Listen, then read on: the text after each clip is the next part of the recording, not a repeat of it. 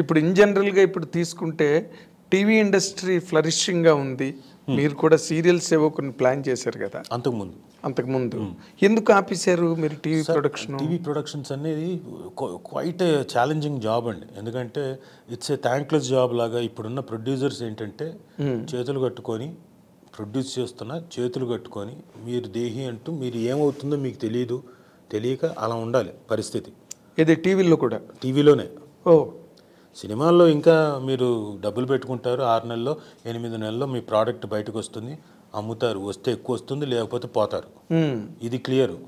ఇది నేను ఎప్పుడు పోతానో నాకు తెలియదు అన్నట్టుగా అలా ప్రతిక్షణం ఉండాల్సి వస్తుంది. అవునా? అయ్యా, ఇప్పుడు జరుగుతున్న సీరియల్స్ అన్నీ అంతే.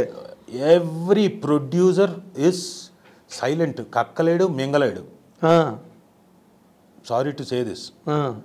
కక్కలేడు, మింగలేడు. ఎందుకంటే అవి బ్రేక్ ఈవెన్ అవ్వడానికి మినిమం 1.5 సంవత్సరం అవుతుంది. ఫస్ట్ మీరు దిగడమే మీతోటి మొత్తం అంత ఖర్చు పెట్టిచ్చేస్తారు.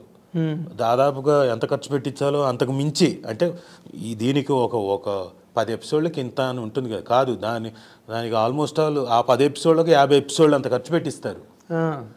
మీరు ఎక్కడ పోతారు ఇంకా?